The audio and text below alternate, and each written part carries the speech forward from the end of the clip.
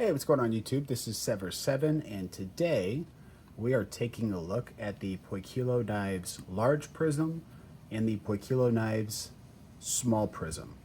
We're doing these together because there is enough similarities and some differences, but there's enough similarities between these two that the overview is going to essentially be the same, but we'll definitely cover the differences between the two.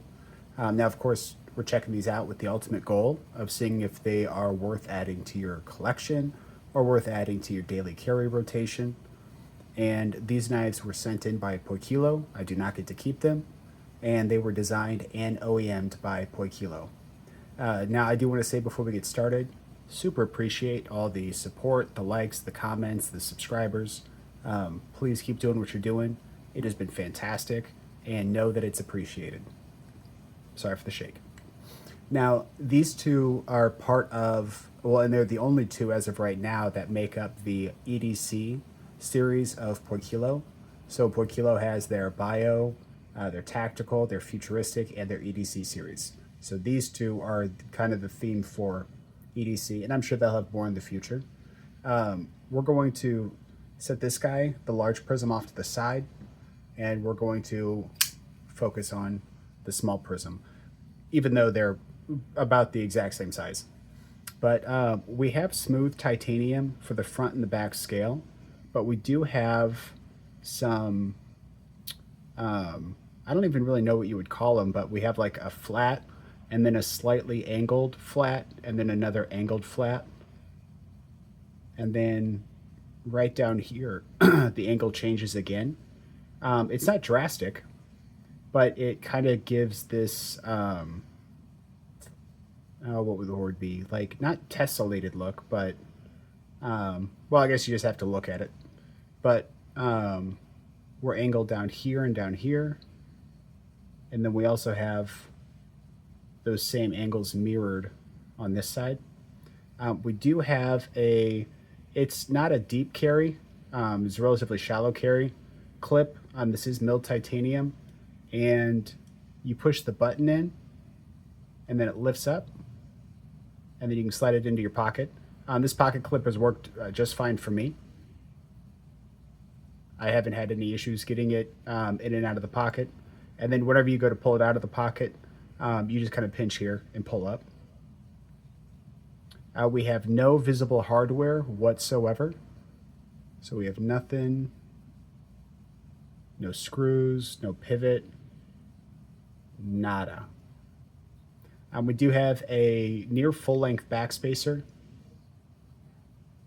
and we do not have a spot for lanyards. Now, as far as the ergonomics go, normally something like this would be a little uncomfortable, or at least it would look that way, because you've got these, you got these points and things like that that you feel like you might have to contend with.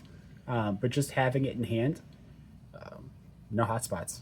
Now, caveat to that, if I white knuckle it, I'm going to feel some hot spots. I think that's the case with most things, though. You can choke up right in here, because what they've done is they've angled the blade in such a way that you can choke up in here and still stay away from that point, right? You don't have to worry about it. If you start to slide up a little bit, the sharpening choil is literally going to block you from getting to the blade, which is nice. Huge handle. I've got large size glove hands, and you can see I've got enough room for 2.5 more fingers. Likewise, I can choke back here, and it's kind of the same story. I've got all this room. So this is a very large knife, albeit not heavy feeling whatsoever. There has got to be a ton of internal milling, but it doesn't feel, it doesn't feel hefty whatsoever. As far as the balancing goes, we are slightly butt heavy, but close enough to in the middle that, it's still going to have a good balanced feel to it. And then for the jimping isn't super deep, but it is somewhat functional. So it's not going to lock you in, but you can certainly, put some pressure on it, and, it'll keep you from sliding forward, as long as you're not going ham on it. And then as far as the blade shape goes, we have a very nice Wharncliffe style blade. They did their pearlescent stonewash finish. And then we've got a slightly more polished finish for the flat. We are rocking M398. Oh, and this is a flat grind. But we have Bowler M398. And I mean, that's going to be a great EDC steel. It's going to be like M390, but souped up a little bit. Toughness isn't great, but it's got exceptional edge retention and solid corrosion resistance. Now, as far as the action goes, we have two modes of deployment. We've got this low profile flipper, and then we've got this front flipper. Now, this knife doesn't necessarily have, it's got a light detent. And the reason for that is because they're trying to compensate for the weight of the blade. So I can understand why the detent feels kind of light, because if it was a medium detent, it would feel like a really strong detent just due to, just because of how big the blade is.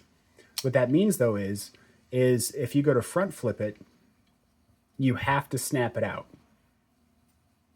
See, if you don't snap it out and you just push on it, it starts to come out, and you certainly can get it out like that. You can slow roll it, but if you're wanting to fidget it, it has to be a snap. Otherwise, you're going to end up slow rolling it out. Same thing for back here. It's definitely a push button. Well, I guess you can do it either way. I prefer the push button though, and it comes flying out. So I mean, it's not hard at all to actuate. You just have to make sure that you don't like come up here and then like, you know what I'm saying? You can't be like, oh, you just have to get up here and get it.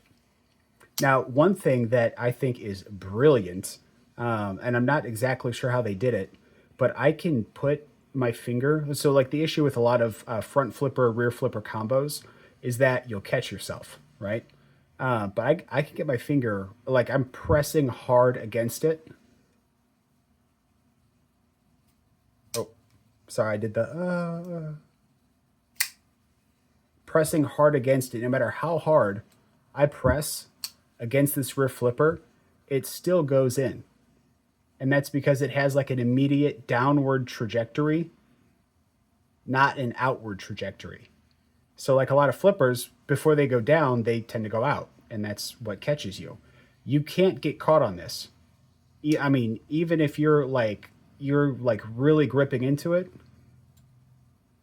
you can't get caught by that rear flipper, which I think is awesome. I've never seen that done before. As far as the drop, just the tiniest bit of encouragement, and we're going down.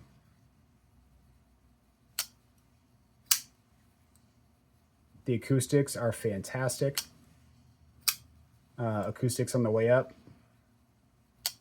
and on the way down are delightful. And, we do have that nice controlled close. Lock bar access is plenty easy. They didn't give us as much room. So like the lock bar isn't sticking out far past the front scale. But if you look in there, they gave us a couple of milling lines to make it easier for us to grip on the close. So it still ends up being a very easy disengagement. Now, I'm going to say this is lefty friendly, even though the pocket clip is non-reversible, because this can still be manipulated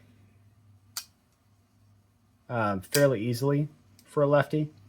So it might be a pocket dropper, but let's see if I get the front flip. There we go. Yep, I got it. There we go. All right. So we're going to grab the large one and kind of run through what some of the differences are. So for the big guy here, we have a lot of the similar themes. We do have a standard pocket clip for this guy, but we still have some of those angles and shapes going around the knife. We still have a minimal flipper and front flipper. They're more minimal on this one than on the small one. You can kind of see the difference here. Despite them being smaller though,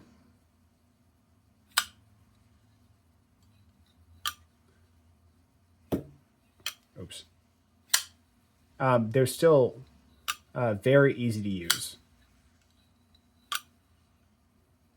Acoustics are still great. We still have a nice drop shut. Very, very controlled. And another thing you'll notice is that we have two different blade shapes, right? So we've got this Wharncliffe down here, and then we have this Tonto, I'll say, because we got the 2 points right down here, modified Tonto.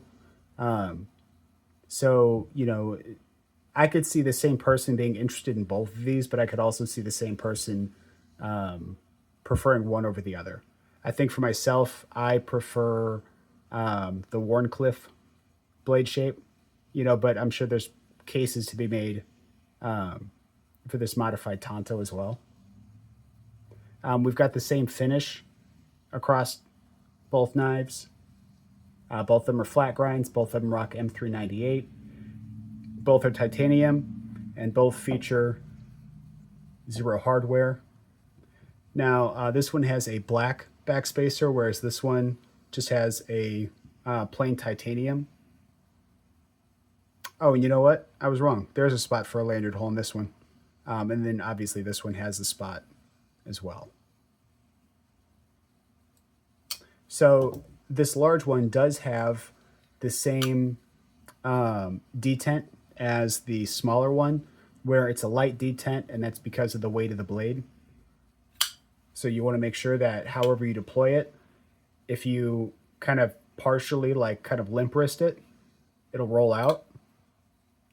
So you want to make sure whenever you get up here, you snap it out. And it's not hard to do, but if you don't know, you don't know, you know? Now, despite one being large and one being small, the size difference is somewhat negligible. We have an overall length for the small prism of 8.83, and then we have an overall length for the large prism at 9.17. The blade for the small is 3.88, and the blade length for the large is 4.04. So the small is going to have a blade to handle ratio of 78% or 0.78. And it's actually going to be the same blade to handle ratio for the large prism, which is going to be 0.78 or 78%. Now the weight for the large prism is going to be 5.68 ounces. And the weight for the small is going to be 5.01 ounces. So they're very similar to being the same knife. It just seems like this one was scaled down by, you know, maybe 5 or 6%, or maybe 10%, somewhere in that range. But your major differences are going to be the pocket clip and the blade shape. So if you like this kind of futuristic pocket clip that's super low profile, and you like the Wharncliffe blade, beautiful. If you prefer a more traditional pocket clip and something that is much closer to a deep carry, and this modified Tonto blade shape, then you can rock that one as well. Now, as far as the cost goes, for the small, we're looking at $440 for this guy here, so $440. And then for the large, we're looking at $470. So I think both of these are very well priced. And the reason I say that is while we're not getting, because these aren't the M series, right? This is the production series, right? That's why we're not seeing it in the $600 or $700, you know, or $500-600 range.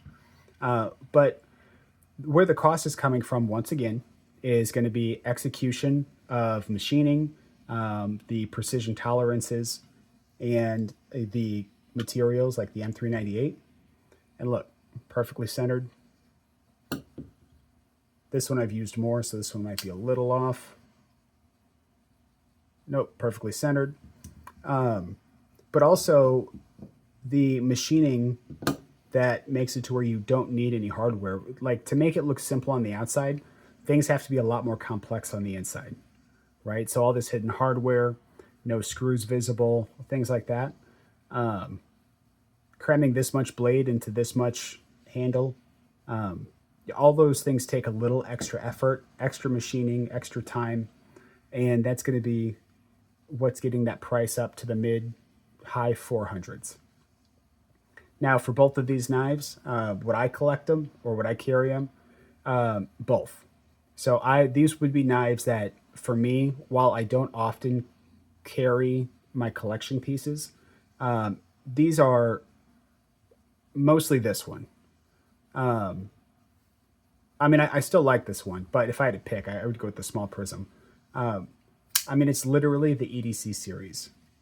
So everything about this knife is meant to optimize everyday carry, and I think they did a fantastic job. I also like the very clean, futuristic aesthetic of these knives. I think they look awesome. I mean, you either like it or you don't. You know, some people won't like this minimalistic design language, but I really enjoy it. I also like having a slightly more prominent rear flipper tab and front flipper. This one operates just as easily. You don't lose anything. You don't lose leverage by them being smaller. It just depends on what's more important to you. You know, if you want something larger, you know, and you like the blade shape and the pocket clip, then definitely this one. But if you're more like me, you like the futuristic pocket clip, you like the blade shape, and you want something slightly smaller, then this one's going to be the option for you. All right, guys. Well, with that, that's it. So, you know, tell me in the comments, is this something that you would carry or something that you would collect? And I want to say thank you so much for the support, and, you know, the subscribing, likes, comments means a tremendous amount to me. And I'm going to have this knife linked at White Mountain Knives in the description. Use code SEVRSEVN or Sever7 to get 10% off. That would drop this knife down to under 400, and that would drop this knife down to about 420. And that's it. So thanks again, guys. Appreciate it. Till the next time. Peace.